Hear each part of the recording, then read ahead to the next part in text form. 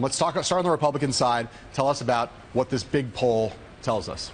Well, this big poll tells us that Trump is marching forward. So every time the pundits say this is about over, the next poll comes out and it shows him winning by an even bigger margin.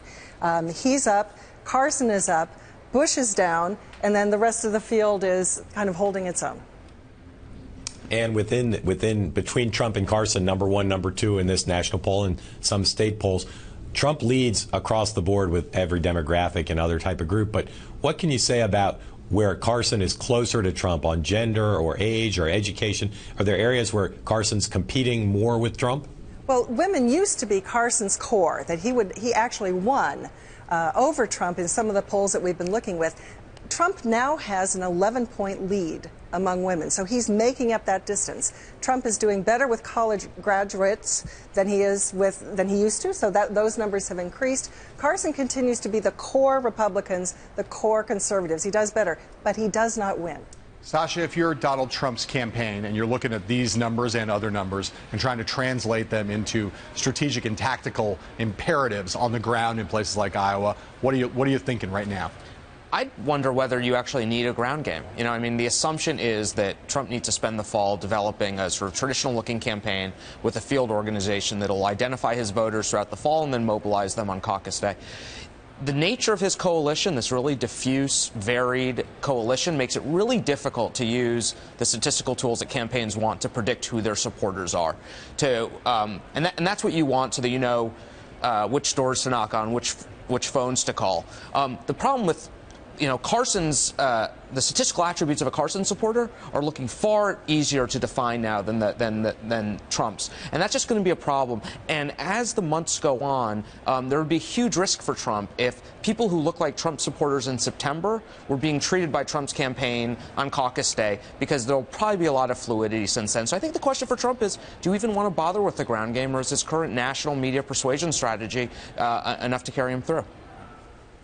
And I want to ask you one more thing about this national poll. We've got three big candidates in this race, Trump and Carson on the Republican side, Bernie Sanders on the Democratic side, who are trying to bring a lot of new people into the race. So polling is going to be a challenge for you and others to say, are we polling the right people? Are we actually polling the universe that's going to turn out? What does this poll say about enthusiasm for Trump, enthusiasm for Carson amongst their supporters? Enthusiasm for Republicans generally is waxing. Enthusiasm for Democrats generally is waning.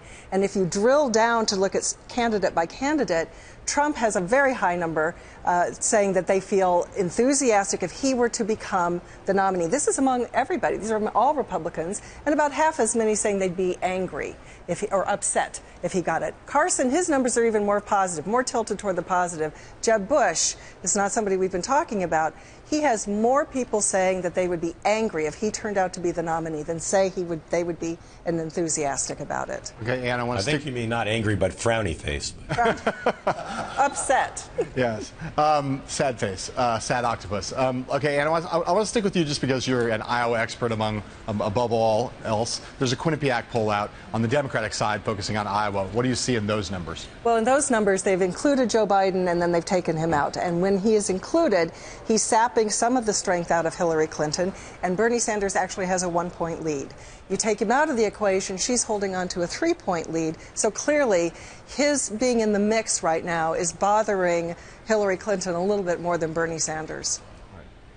And in this poll and in the Iowa poll we just did with the Des Moines Register, Sanders is clearly gaining, whether Biden's in the race or not. What can you tell us about why Sanders or how Sanders has moved up to basically a tie with Clinton in this poll and pretty close in ours? Well, two things. We can infer that he's bringing in new people in that he wins 2 out of 3 people under age 35. Now, those are likely going to include a lot of people who've never caucused before. So he's enlarging the base, and that's helping him there. I think the other thing you see is that people right now are not focused on who can win in the general election. They're focused on who aligns with my values much more. That's what they're paying attention to, and that's why Bernie Sanders is doing better. If it were the reverse, that people were caring about who wins, Hillary Clinton might be polling a bit stronger than she is now. All right, so Sasha, statistical tie, basically, with Sanders and Clinton right now in Iowa. talk about each one of those separately. Obviously, a much more disturbing picture for Hillary Clinton, a much more optimistic picture for Bernie Sanders, given what their expectations were, where they thought they were going to be at this point in the race. But again, in terms of like, if you're out in Iowa right now, what does Hillary Clinton have to focus on now getting done over the course of the next 3 months, 4 months up to the caucuses? And what does Bernie Sanders have to focus on getting done in that same time period? I think the burden's obviously more on Sanders. You know, first of all, as Ann mentioned, not just a challenge for pollsters, it's a challenge for campaigns. If you have people who haven't caucused before, you know, both of the campaigns are working off of a list that they've acquired from the state party of people who've caucused before. That's your core source of information about who's likely to go out, and that's the starting point for all of your field programs. And so if you are building your support that's showing up in polls from people who've never caucused before or infrequent voters to begin with, you're starting to get a huge informational disadvantage. The other challenge I think we will start to see for Sanders is, unlike in the Republican caucus where it's one vote, one man, one person, one vote across the state, Democrats see their delegates allocated by precinct. Right. And so if you have, as we might imagine Sanders does, support that is concentrated in college towns and parts of cities where white liberals are, there's not a huge advantage to running up the score in those places. So he could have 40% of the vote, but he could find that is really disadvantageous geographically. And so some things that the Obama campaign did in 2008, they found college kids and got them to vote where they lived. But at some point, there's only so much you can do if you find that a lot of your supporters are in Grinnell or in Iowa City or in Ames. And that'll be a challenge for Sanders as he tries to diversify his base of support. And a lot of the candidates in Iowa who are down in the polls on the Republican side are saying, look at our favorability rating. The Rubio campaign, the Walker campaign.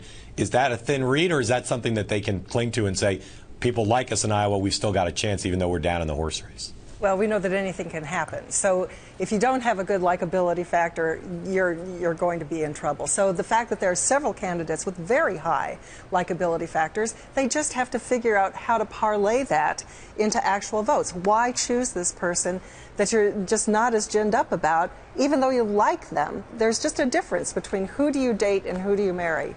And right now, there's a lot of people they would date.